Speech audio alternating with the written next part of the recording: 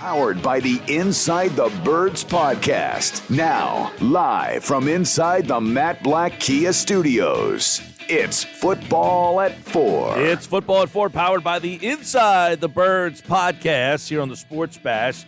And it is brought to you today by the Atlantic City Airport. Plan your next vacation now. Spirit Airlines is offering nonstop flights from Atlantic City International Airport to Boston, Atlanta, San Juan, Miami, and other exciting destinations. Visit spirit.com. Adam Caplan is back, and we've got a big trade in the NFL today. It happens on a random Wednesday, Adam Caplan. So I guess we'll start with that because people have been waiting for Baker Mayfield to get traded. He's heading to Carolina, a spot that many people thought would make sense. You now have Baker Mayfield, the first pick, Sam Darnold, the third pick, Matt Corral, who they took this year in the third round. So a lot of quarterbacks, but Baker Mayfield, and they didn't give up all that much to get him, did Carolina?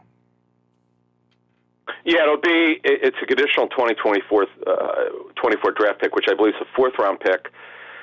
He's got to pass the physical. Remember, Mayfield had surgery on his left shoulder. I'm told he's okay. He should be ready to go at the end of the month when they start training camp. But, yeah, look, the Browns and Panthers have talked since March. Late March, and talks were on and off, and what I'm told is the Panthers are at the point where they're like, this is such a good deal for them, where they're only paying him, I'm told, $4.85 million in salary. That's it. And the Browns are paying the rest of it. Now Darnold and Mayfield have the same exact base salary, $18.858 million.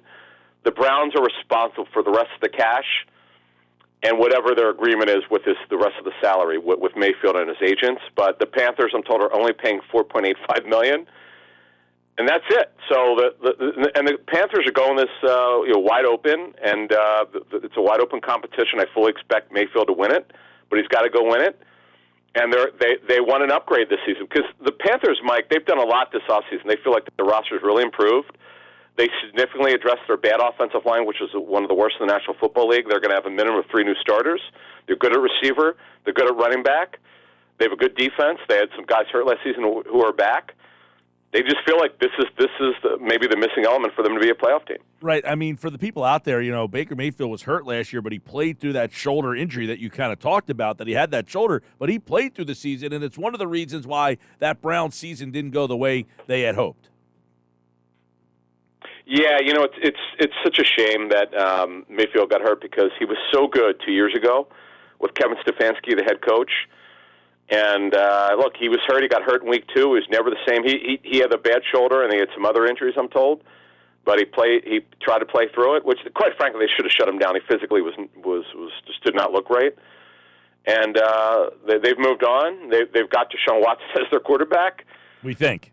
We'll see. We don't know when he'll be able to play. That's the problem the Browns have right now. Yeah, I mean, that whole situation there, they would be spending money on Mayfield, spending money on Watson, only to see Jacoby Brissett possibly start for them. That would be a disastrous situation in Cleveland. Yeah, and Brissett right now is absolutely the starter. Now, I'd be stunned if they didn't add a quarterback by mid-August. I mean, it's Watson, who could be suspended. It's Brissett, who's up next, then Josh Dobbs, who's just a journeyman who's clearly not a starting quarterback at this level. Yeah, it's not good. You went from the Browns, who shocked the world, won a playoff game 2 years ago, blew out the Browns and blew out the Steelers, and now you look at the fact that they moved off of they've moved on from Mayfield and Watson, who could be suspended for the season. We don't know yet. We won't know probably for at least a couple more weeks where that's headed. I'll tell you what, I'm looking forward to see how Carolina runs this. You got 3 quarterbacks, 3 preseason games. These teams don't like playing their quarterback in preseason games. That should be a fun one to watch. And then I guess the last team, Seattle, are they going to stick with what they got, or do they get into the quarterback fray now, or is it a Drew Lock versus Geno Smith battle out there? I guess that's really the last team that has a quarterback question. Yeah, my understanding was they had no interest in trading for him. They would have had some interest had the Browns released him. Mayfield, the Browns, I'm told, would have taken this thing with Mayfield as far as they could take it. They just would have kept him away from the complex and see how long it would take them to trade him. They got what they could. Yes, it's Drew Lock and Geno Smith. I'm told that Drew Lock is a heavy favorite to win that job. The Seahawks have not ruled out bringing someone else in, but right now they're They're looking at Drew Lock being that guy. And what I know about that situation, Mike, is in 2019, Pete Carroll and particularly John Schneider were very high on him. Schneider, the GM, Carroll, the head coach. Carroll has personnel control. They really liked him for that draft. Now they got him in the trade, as we know, in the Russell Wilson trade. All right, let's look at the NFC East. Yesterday we took a couple of key questions at the Giants. Let's look at Dallas here. 12-5, won the division. This is a team last year that covered more times than anybody in the NFL. They were 13-4 against the spread, so they were a dominant regular season team. But as most Cowboys teams have been over the last, 30 years, they disappointed in the playoffs. So let's start with the running back, Zeke Elliott. They got that monster contract, but are we beginning to see the end of Elliott and his job in Dallas? You have to really wonder with the accumulation of touches. This is a big reason why the Eagles have and quite frankly, Keith Byers is more fullback. You're talking about 36, 37 years since the Eagles took a running back in the first round. Keith Byers is really a fullback. It's because organizationally they just don't believe in the value of taking a running back that early. Though I had reported the night of the 17 draft that the Eagles were going to take McCaffrey had he been there, but of course he never was there. He wasn't even close. He went to the Panthers much earlier in the first round. But Elliott, Mike, turns 27 in just a couple weeks on the 22nd. He is an old 27. That's the way the league looks at him. You wonder about him wearing down. How many carries could he handle? And by the way, they could walk away from his contract and not owe him a dime. The guaranteed contract after the season, the guaranteed money, expires.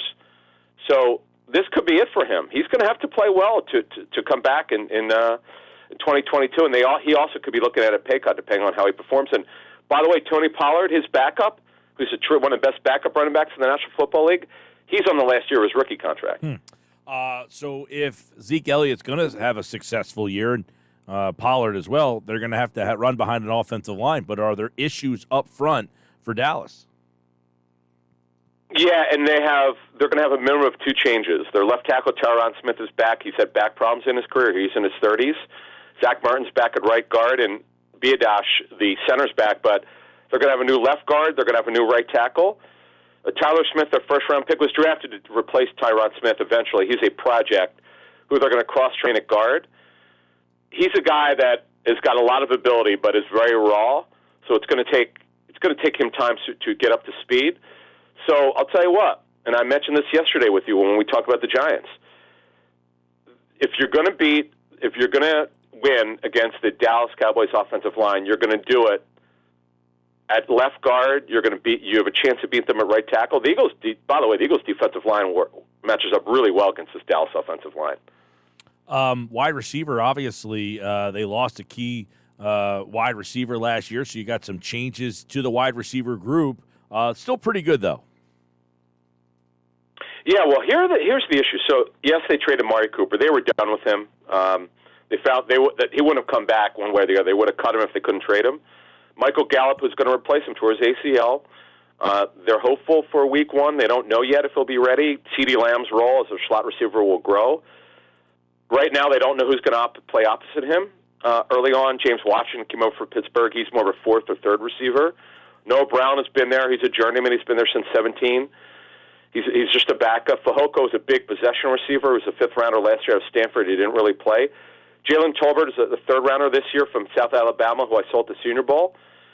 So other than CeeDee Lamb, who's a good player, it's going to change over here. They don't have Amari Cooper. So, Mike, that's another area where they're going to have to figure out ways to get other guys to football other than CeeDee Lamb and wide receiver. We'll see CeeDee Lamb kind of now be the guy there with Cooper. He's in Cleveland, remember. All right, on the defensive side of the ball, where is a weak spot on that Cowboy defense, which, I thought was much improved, and Parsons got so much attention. Where's a spot, though, that can be exploited? Yeah, well, Parsons is an absolute superstar. We didn't know when he was drafted out of Penn State he'd be this good of a pass rusher. He was a defensive end, I remember, in high school. He changed positions at Penn State. He's unbelievable, and give Dan Quinn, their defense coordinator, credit. The area where you beat them, yes, they have depth at corner. They are very beatable. Stephon Diggs' younger brother, Trayvon, gives up a lot of big plays. He makes plays. He gives up plays. Jordan Lewis, who's their third corner, who's physical. He's not real fast. Anthony Brown's a backup corner. Kelvin Joseph, who was a second-rounder last year, didn't play very much. They have high hopes for him. He's got good size, but that's a group that's very beatable. Jaron Kearse is their strong safety who covers the tight end, who's revived his career, one of the tallest safeties in football. Their hope is that Malik Hooker shows that he could play at a high level. Former first-rounder for the Colts has been hurt a lot. They have talent in the secondary, Mike, but they're very beatable. That's to answer your question. If you could protect, Dallas is good at DN. They're not very good at D tackle. You can make some plays. That's a beatable defense, but you got to be able to protect. So is the strength that secondary? Would you say that's still the strength of the team then? I think it's upside, but it's beatable. I think the strength is DeMarcus Lawrence, if he could stay healthy. They brought in Dante Fowler, who played for Dan Quinn in Atlanta. They've got Mark Parsons as a pass rusher. They'll figure it out. They'll get a pass rush. If you can protect, I'm going after that secondary. That's just the way that I see it. Yeah, and then Parsons, what they've been able to do with him is very unique, right? They can move him all over the place. Linebacker, DN. That's what makes him such a tough – that's what makes their defense tough to kind of prepare for because you don't know what they're going to do with him.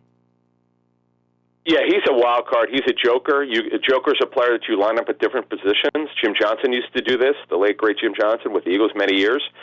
They'll do that with him. Parsons is, I know Parsons talking about being an MVP. Look, at this point, based on the way he played last season as a rookie, sky's the limit for this kid. He's awesome. I'm looking forward to see what he does in year two. I don't know how much better he can be. I mean, he was incredible. But boys, he is dominant. He is a home wrecker, man. That's the kind of guy for the Eagles. You have to have a plan for him when he's on the other side. Yeah, because he's one of them guys like, I'm not comparing it like Lawrence Taylor or Andre Tippett, those outside linebackers in like the 80s that just lined up and just tortured teams. I felt like every time you played Dallas, he was just torturing you, but he was coming from all different spots, not just lining up outside of it. He went down, he was up, he was inside, he was out. I mean, just a unique player. What a fun kid to watch. Yeah, he is. He's special, no doubt about it. If you're a Cowboys fan, listen to Mike and I. You've got one here. They got that one right already. I'm willing to say they got it right after just one season. He's unbelievably special, but he has to be because Dante Fowler was cut by Atlanta. People wonder around the league how good he is. They drafted Sam Williams in the second round, who's probably more of a stand-up linebacker. He's got a lot of ability, but again, he is a rookie. DeMarcus Lawrence has had a lot of injuries. He's been on the downward slide the last couple of years. Remember, he was drafted in 2014, so he's been in the league a long time now. But they've got a lot of talent and got a good scheme with Dan Quinn. They'll give some teams some fits, but they've shown if you could protect, you could beat this defense.